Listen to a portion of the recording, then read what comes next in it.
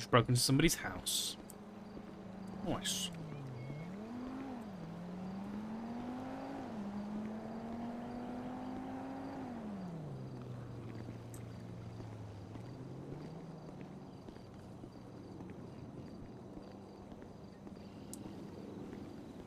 It's a nice house.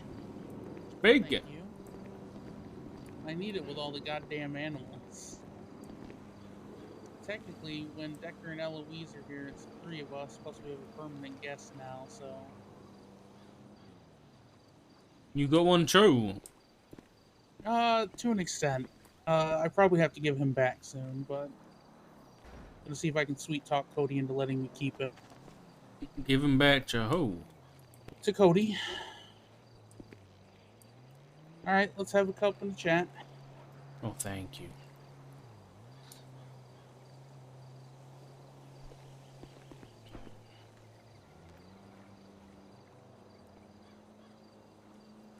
How you been? Very tired. What, in It's, general or today?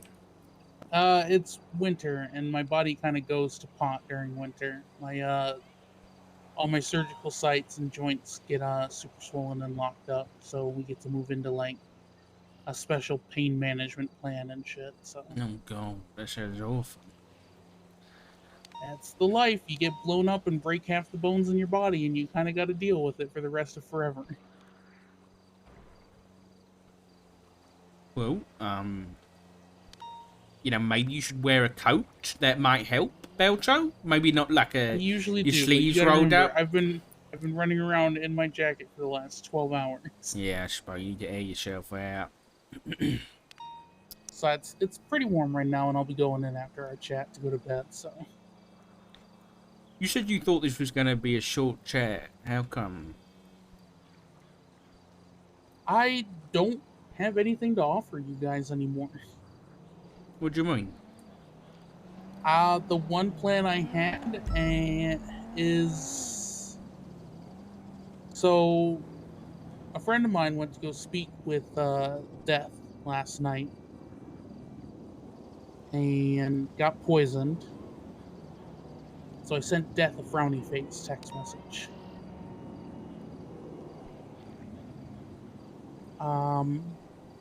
We kind of got chatting because that's what happens when you frown at Death, apparently.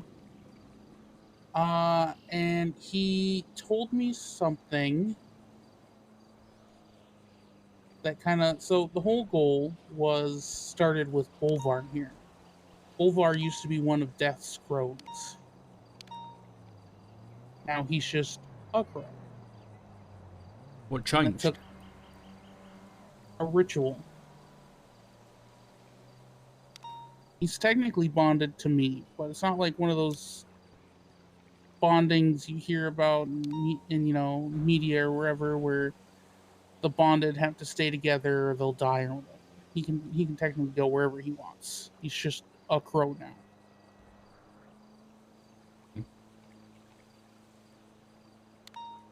The goal was to amplify the ritual if it worked on Bolvar and apply it to Noxie. The idea at the time being that Noxie was bonded to Death in some manner. However, last night, Death told me that it and Noxie are simply 2 separate entities with goals in common.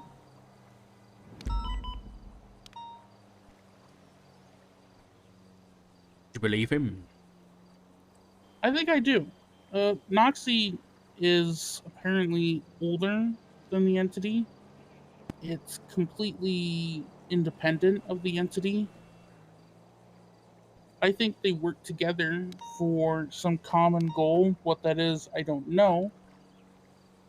Because I'm pretty sure the entity in the lighthouse isn't just a Reaper or something. I'm pretty sure it's Death with a capital D.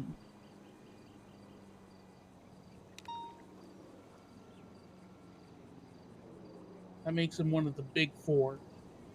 The so I asked him, and I'll probably just send you like Here, give me a second. What do you mean by the big four? Like the horseman, or?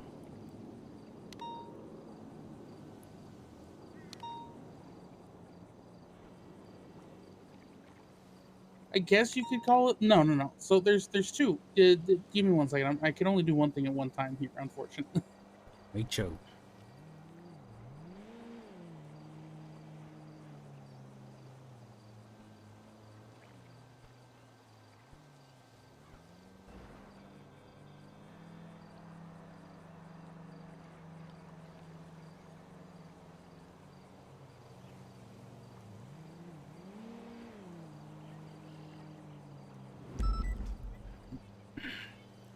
Tea's good.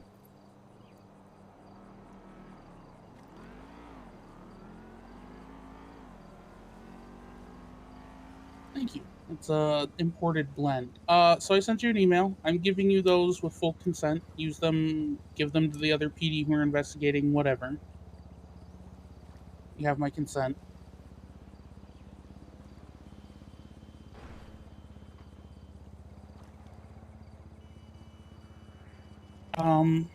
I'll give those a read afterwards. You want to give me a TLDR?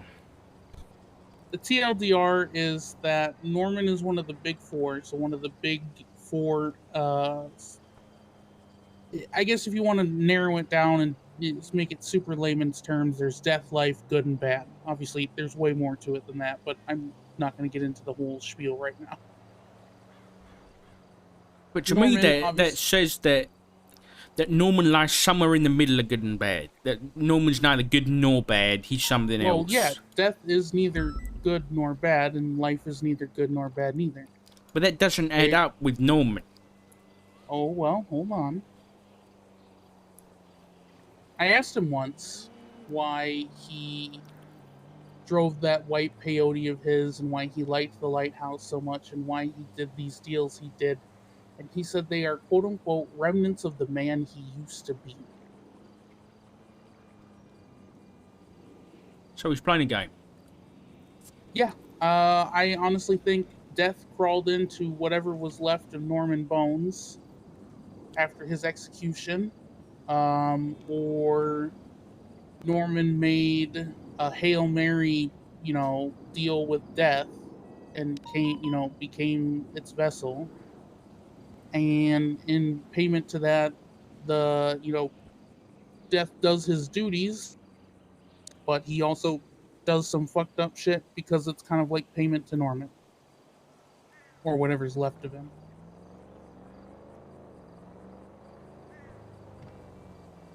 The last time we spoke in person, which was several weeks ago now, so it's a little fuzzy.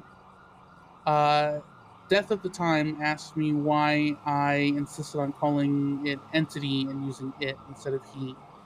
And I said, because I don't think you're Norman Bones. I think you're something that crawled into Norman Bones. And he says, you're partially correct and closer than all the others.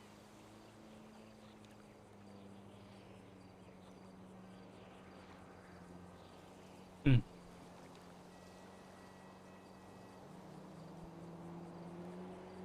You think he might mean it's the other way around? What do you mean? Norman crawled into whatever was left of death? Well, death can't die. I know that. Could it weaken so much that it needed a human vessel? Yeah, sure. Do I think that's what happened? No. Judging by what I know of what happened to Norman, it's very likely he invoked death in his dying moments, and death crawled into him like a meat puppet.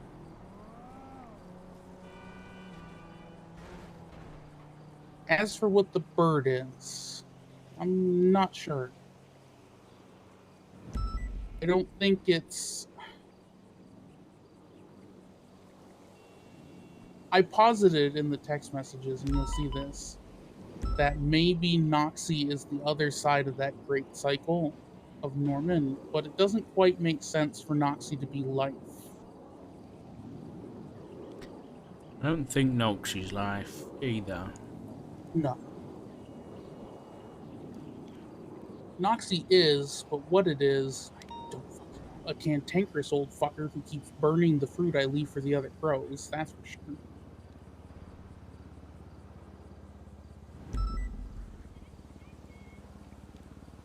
However, because they're not bonded, there's really nothing to gain by me going forward with my plan. Even if it succeeded, it wouldn't do anything to death. So, Well, I think we're all a bit lost in the dark with this. And that's kind of what I wanted to talk to you about. As you're aware, me and Matt made a deal. And,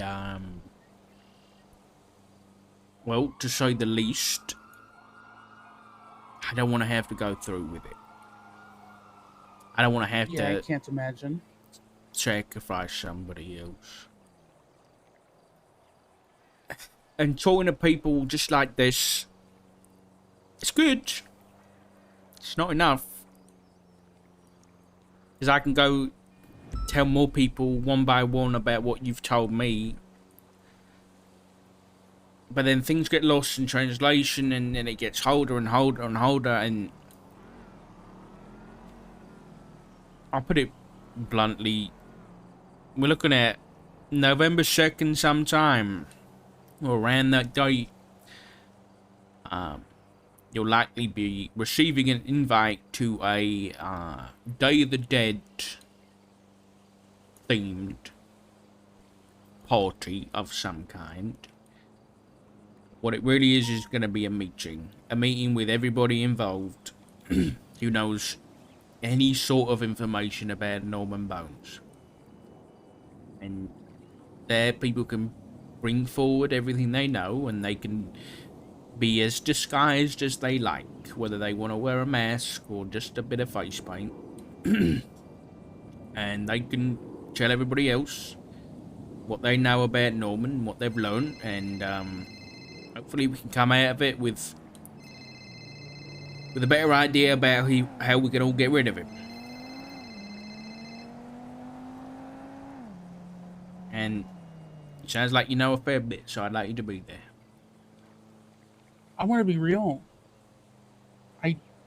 I, you're not gonna like this. There's nothing you can do.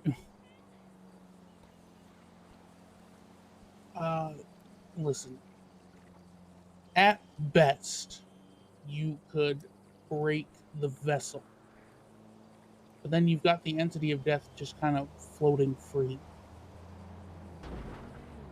God in heaven help everybody if that entity goes for someone unfit. That's if it even works. You know why I was going to go for Noxie to begin with? Why? Because I wanted to be able to, and this sounds really terrible, but I was going to bend Noxie to my will. And I wasn't going to do anything besides have him send someone to purgatory to try and kill Death's vessel.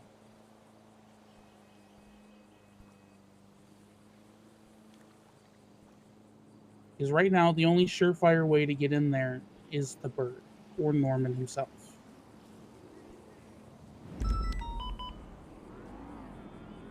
As to how you break up the vessel of death, well, that's a whole other kettle of fish. A couple people I've spoken to seem to be of the mind that there's some magical bone knife. I'm not sold on that one at all. Yeah, well, there's certainly people looking for it. It's useless. There's no such thing as a fucking magical bone knife. Any bone knife can become magical if somebody blesses it enough.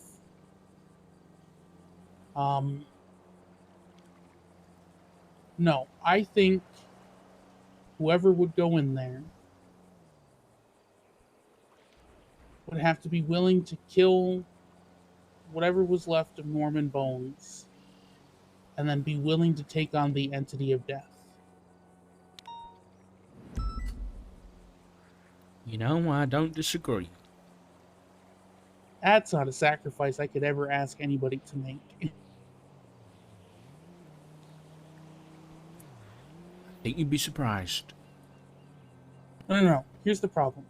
I'm sure there are people who are willing to make it, but are they fit to take that on? Absolutely not. So if you think there's a possibility,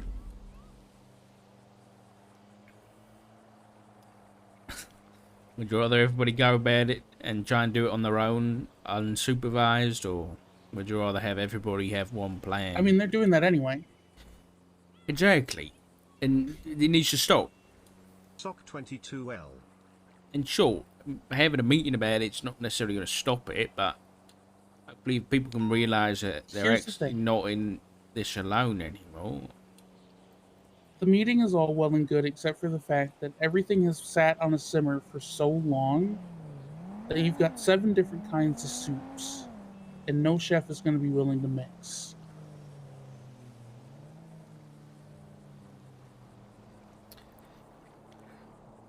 Everyone is very set in the information that they listen. We've had similar plannings like this in the city. Even the small Bundy Bunch planning before the Lighthouse battle had people coming to fucking blows over it. What do you Every mean? time I hear, nobody could agree on what it was or what needed to be done until Damien, Demi, and I stepped up as the quote unquote occult supervisors or advisors or whatever you want to call it. Demi's Satanism, my Druidism, and Damien's everything.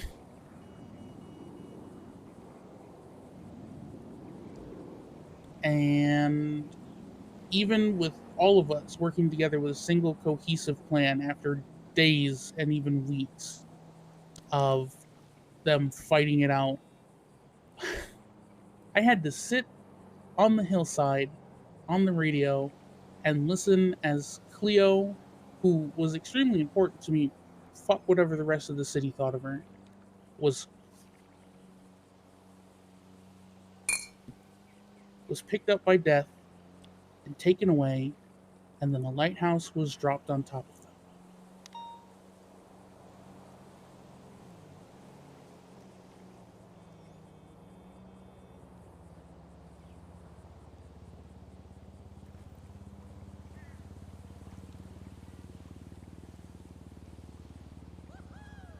How many more people are we expecting to sacrifice before everybody just comes to the realization that death comes for everybody in the end? There's no need to go rushing headlong into it. So you're saying that we should just accept this and then let a member of my family die, or we have to kill somebody else? Is that what you're saying? Oh, what other ideas do you have? Because everybody else is trying and nothing's working. Boucher, I can't afford to be pessimistic here. Well, I make a living off of being pessimistic. Oh, not you! God damn you, I'm trying to have a conversation.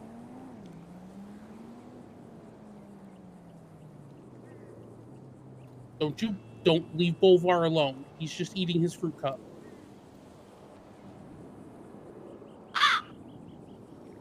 Is the crow shrugging at me?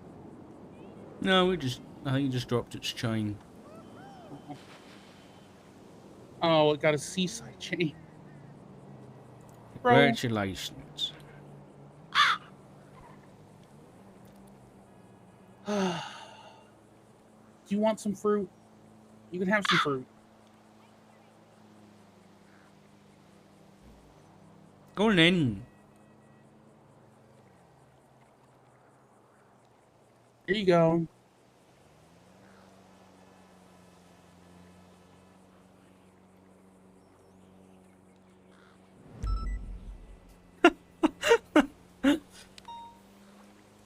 What are you eating that fruit? Good, huh? I don't know. Every crow I've run into seems to like fruit except Noxie. Noxie keeps lighting the fruit I leave him on fire. What's this bird's name? From my understanding, a couple people call it Cloud. I call it Bastard, but that's just because it keeps slicing my shins. Is this a Norman crow? No, this is just a weirdly intelligent, kind of a pain in the ass crow. Crow, do you know who Norman is? Okay, 2 caws for yes, 1 caw for no. Great. Great. Okay. Do you like Norman? Great. Maybe it is a Norman crow then. Do you work with Norman?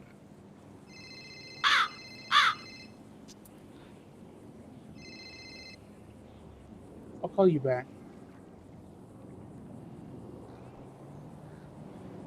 Has Norman told you to be a menace?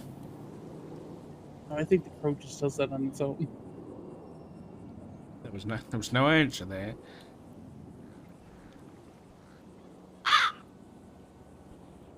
It's just your own choice. Well, good for you. Good for you. I wonder.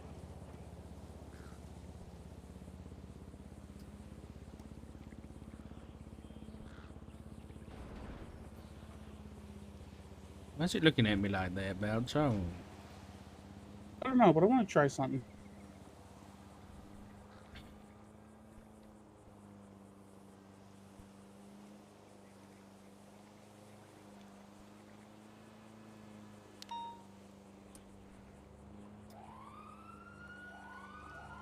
You Wait, is the crow trying to propose to you? Just put a ring on the floor. I am married. Do you hear me? I'm not gonna let some little crow get in the way of my relationship. Oh no. Oh, you've done it now. Or is he mad about the rune ring? I can't tell what he's mad about. Hey, put the karambit away or I'll let him shoot you. I would never get with a bird like you. Bird like you. You're not even like a nice looking bird, like an owl or something. You're just like an ugly little rat bird. Oh my god, darn. Relax. No, it's trying to ruin my marriage. You can shoot the bird now. Yeah, that's what I thought. Bumpy little head, did we?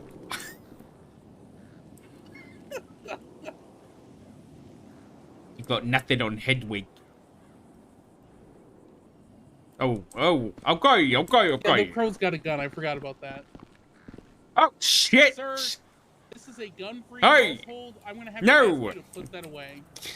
Please. I'm sorry. Get out of here. Shoo! Okay! I'm sorry!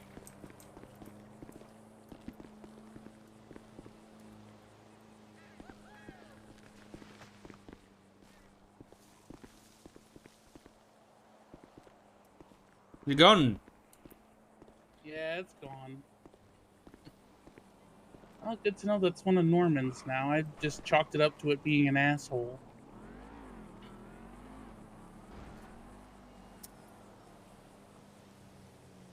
Well, I know Acro has been stealing things from people and leaving them places, so it might be that one. Fuck. I had wanted to see, since it was a Norman crow, if the rune ring would affect it, but... Listen.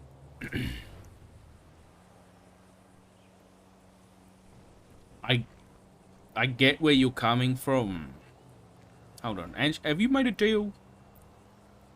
No, I have nothing... Listen, death has nothing to offer me.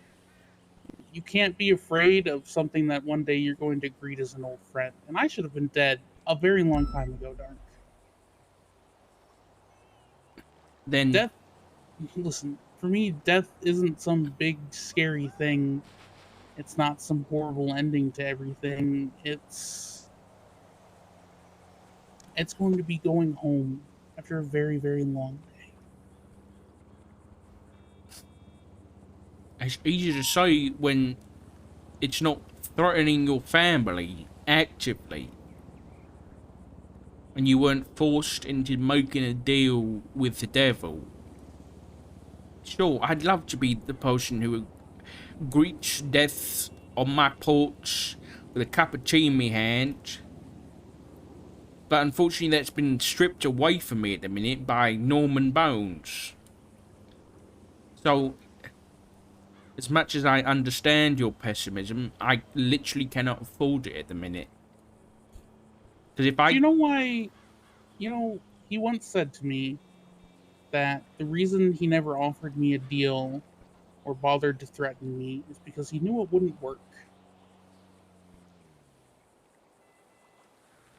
Why does it seem to work for so many people?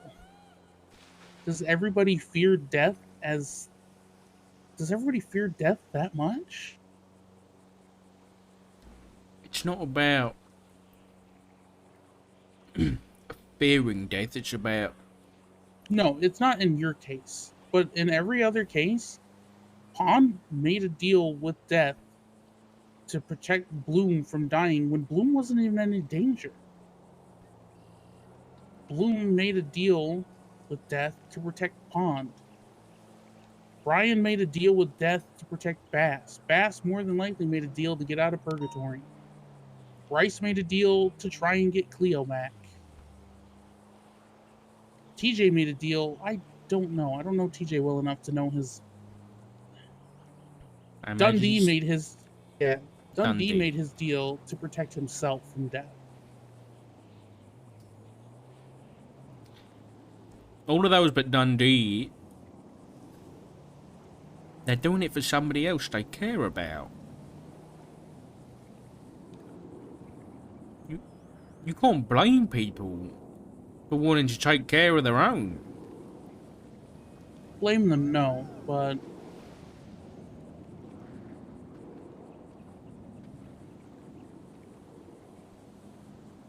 I don't know. Send the invitation. Maybe I'll come. Maybe I won't.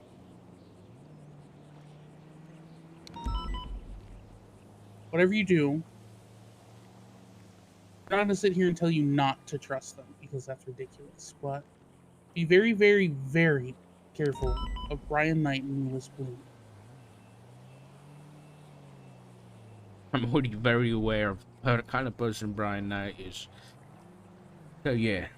Well, Brian Knight is the person he is, amplified by the fact that he has a deal with death. Yeah, you're right. And Bloom is, as much as I love him, unhinged. He also told me that when his deal is called upon, not if, when, it will be quote unquote extremely noticeable.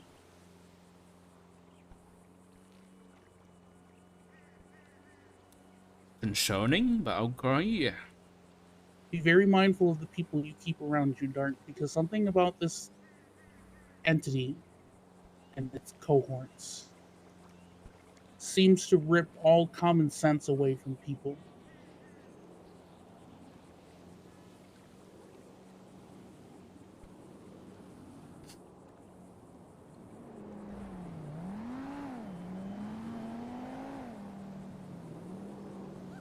Yeah, I'll be careful.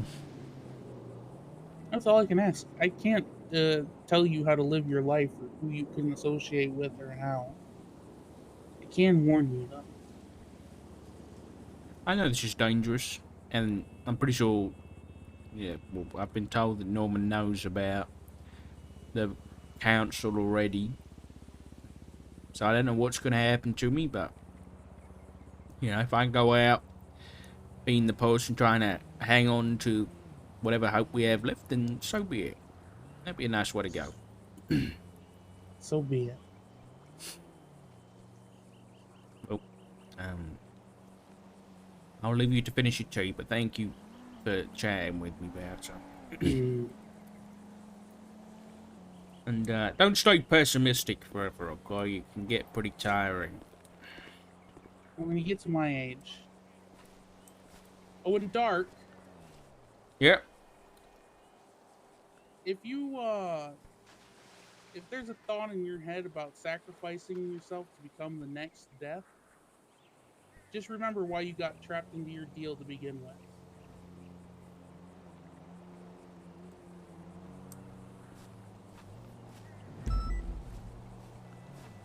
Black. Come on, son.